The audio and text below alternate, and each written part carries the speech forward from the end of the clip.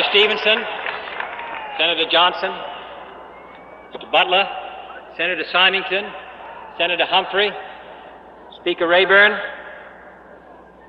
fellow Democrats, I want to express my thanks to Governor Stevenson for his generous and heartwarming introduction.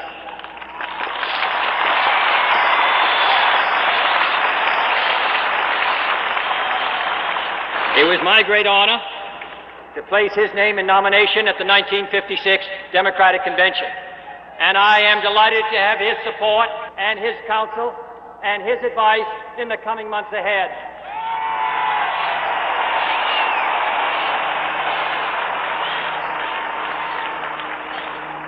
Let me say first that I accept the nomination of the Democratic Party.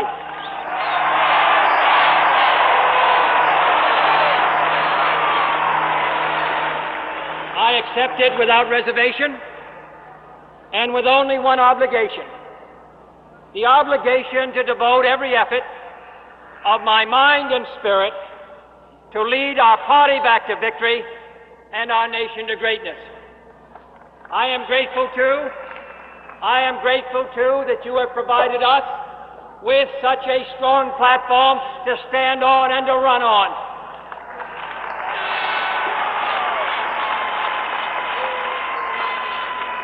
Pledges which are made so eloquently are made to be kept.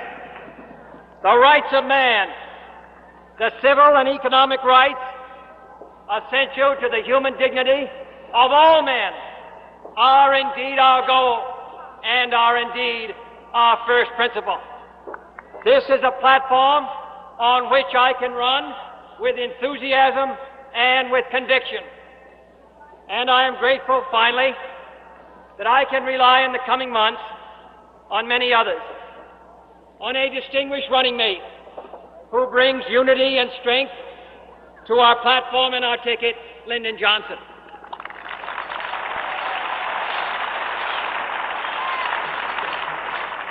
On one of the most articulate spokesmen of modern times, Adlai Stevenson.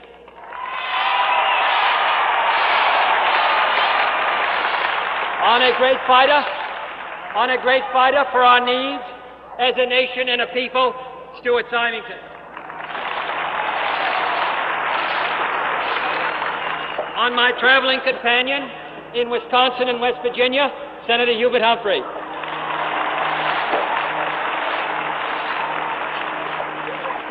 On Paul Butler, our devoted and courageous chairman.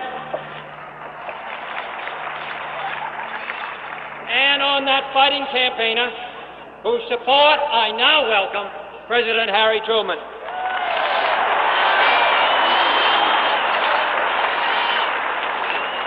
I feel a lot safer with all of them on my side.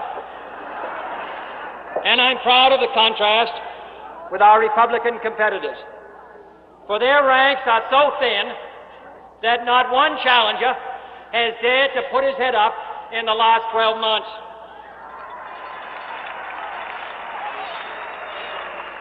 I am fully aware of the fact that the Democratic Party, by nominating someone of my faith, has taken on what many regard as a new and hazardous risk, new at least since 1928. The Democratic Party has once again placed its confidence in the American people and in their ability to render a free and fair judgment, and in my ability to render a free and fair judgment.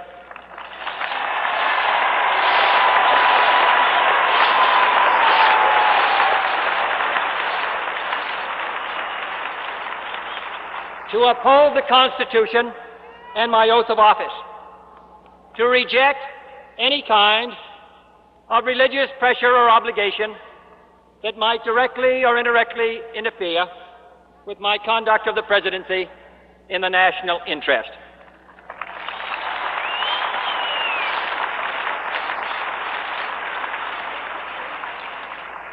My record of 14 years in supporting public education, supporting complete separation of church and state, and resisting pressure from sources of any kind should be clear by now to everyone.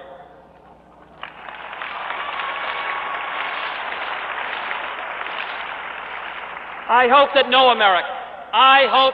American, considering the really critical issues facing this country, will waste his franchise and throw away his vote by voting either for me or against me because of my religious affiliation. It is not relevant.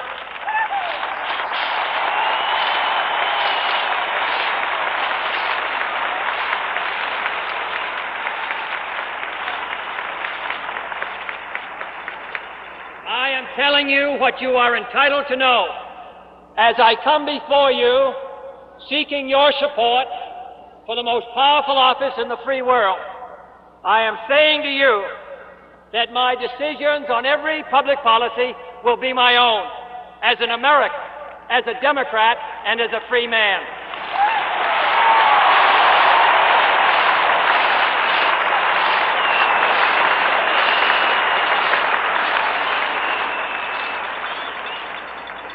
I mention all of this only because this country faces so many serious challenges, so many great opportunities, so many burdensome responsibilities, that I hope that it is to those great matters that we can address ourselves in the coming months. And if this statement of mine makes it easier to concentrate on our nation's problems, then I'm glad that I have made it.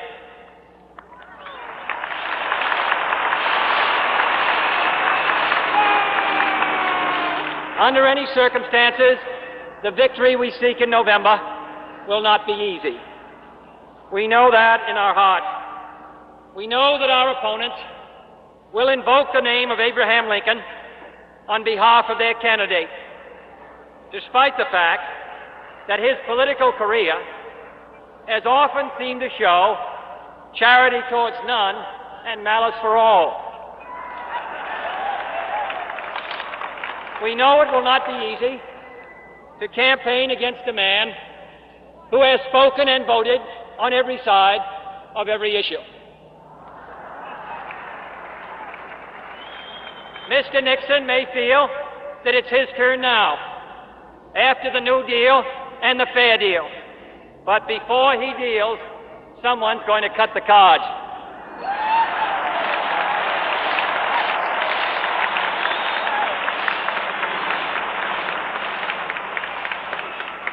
That someone may be the millions of Americans who voted for President Eisenhower, but would balk at electing his successor.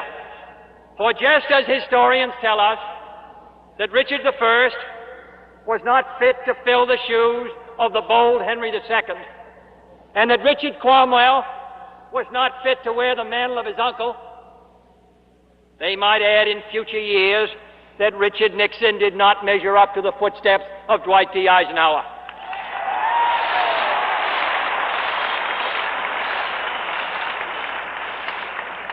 Perhaps he could carry on the party policies, the policies of Nixon and Benson and Dirksen and Goldwater, but this nation cannot afford such a luxury.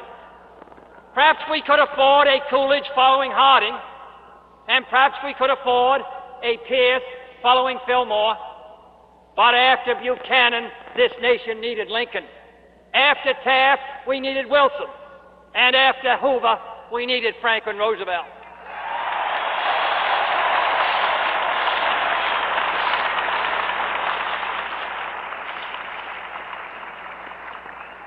But we're not merely running against Mr. Nixon. Our task is not merely one of itemizing Republican failures, nor is that wholly necessary. For the families forced from the farm do not need us to tell them of their plight. The unemployed miners and textile workers know that the decision is before them in November. The old people without medical care, the families without a decent home, the parents of children without a decent school, they all know that it's time for a change.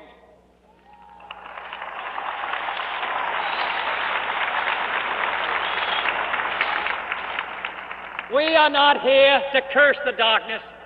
We are here to light a candle.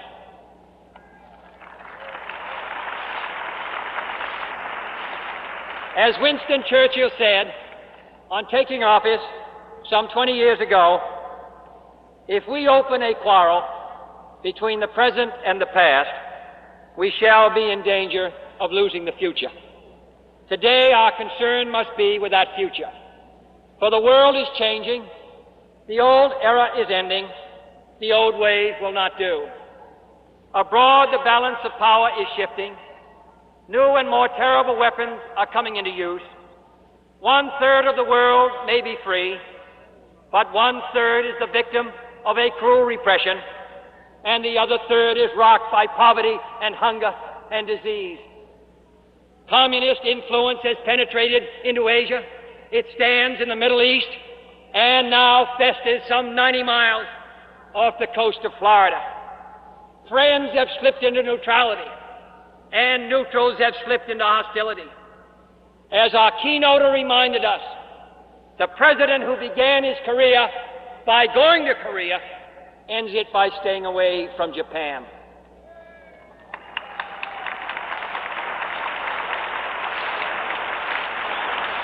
The world has been close to war before, but now man, who survived all previous threats to his existence, has taken into his mortal hands the power to exterminate his species 7 times over. Here at home, the future is equally revolutionary. The New Deal and the Fair Deal were bold measures for their generation, but now this is a new generation. A technological output and explosion on the farm has led to an output explosion. An urban population revolution has overcrowded our schools and cluttered our cities and crowded our slums. A peaceful revolution for human rights, demanding an end to racial discrimination in all parts of our community life, has strained at the leashes imposed by a timid executive leadership. It is time, in short,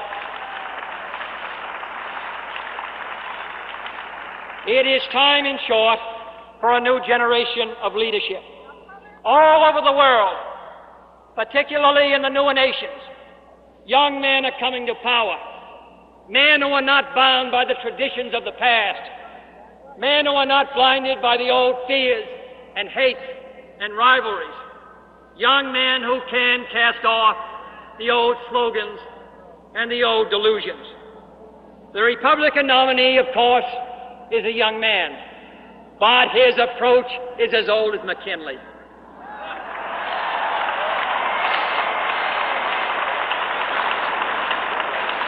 His party is the party of the past, the party of memory.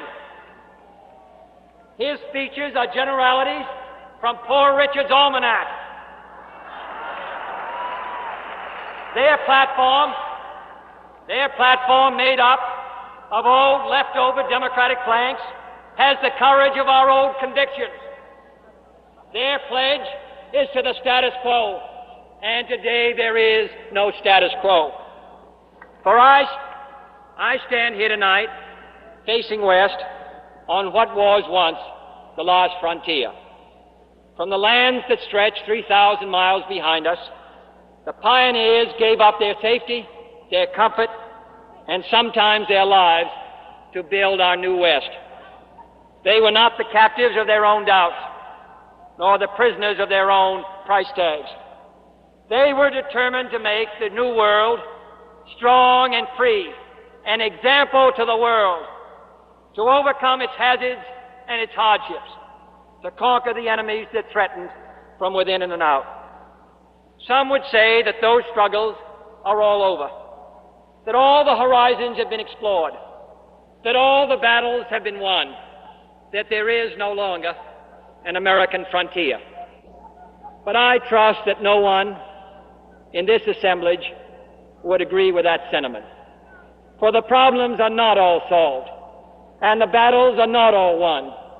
And we stand today on the edge of a new frontier, the frontier of the 1960s, the frontier of unknown opportunities and perils, the frontier of unfilled hopes and unfilled threats. Woodrow Wilson's New Freedom promised our nation a new political and economic framework.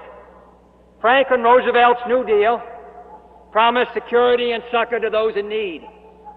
But the new frontier of which I speak is not a set of promises. It is a set of challenges. It sums up not what I intend to offer to the American people, but what I intend to ask of them. It appeals to their pride.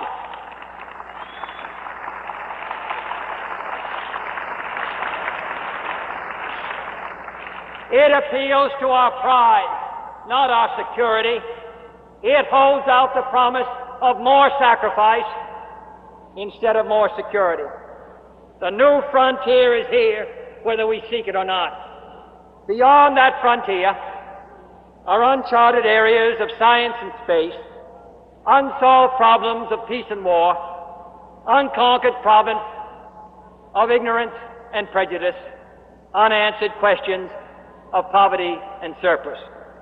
It would be easier to shrink from that new frontier, to look to the safe mediocrity of the past, to be lulled by good intentions and high rhetoric, and those who prefer that course should not vote for me or the Democratic Party.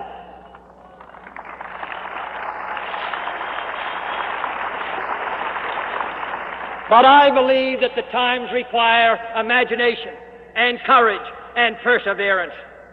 I'm asking each of you to be pioneers towards that new frontier.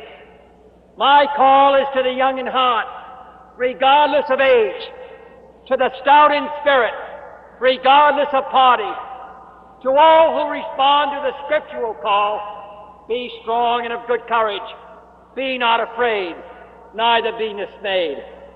For courage, not complacency, is our need today. Leadership, not salesmanship. And the only valid test of leadership is the ability to lead and lead vigorously. A tired nation, said David Lloyd George, is a Tory nation. And the United States today cannot afford to be either tired or Tory.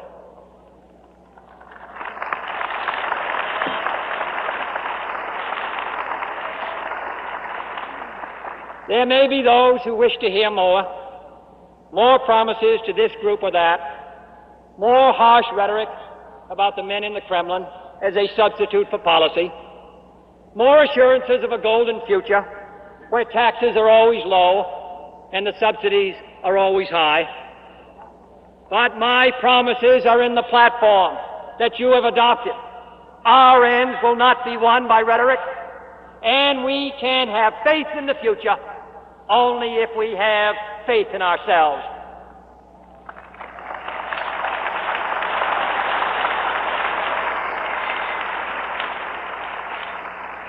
For the harsh facts of the matter are that we stand at this frontier at a turning point of history. We must prove all over again to a watching world, as we sit on a most conspicuous stage, whether this nation, conceived as it is, with its freedom of choice, its breadth of opportunity, its range of alternatives, can compete with the single-minded advance of the communist system. Can a nation organized and governed such as ours endure? That is the real question. Have we the nerve and the will? Can we carry through in an age where we will witness not only new breakthroughs in weapons of destruction, but also a race for mastery of the sky and the rain, the ocean and the tides, the far side of space, and the inside of men's minds? That is the question of the new frontier. That is the choice that our nation must make. A choice that lies not merely between two men or two parties, but between the public interest and private comfort, between national greatness and national decline, between the fresh air of progress and the stale, dank atmosphere of normalcy, between dedication or mediocrity. All mankind waits upon our decision. A whole world looks to see what we shall do, and we cannot fail that trust, and we cannot fail to try. It has been a long road, from the first snowy day in New Hampshire many months ago to this crowded convention city.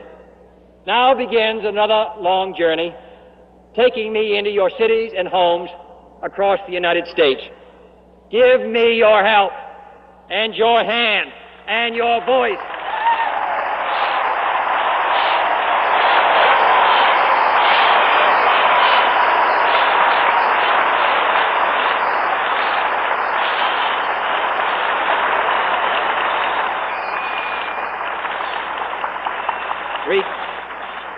Recall with me the words of Isaiah, that they that wait upon the Lord shall renew their strength. They shall mount up with wings as eagles. They shall run and not be weary. As we face the coming great challenge, we too shall wait upon the Lord and ask that He renew our strength. Then shall we be equal to the test. Then we shall not be weary. Then we shall prevail.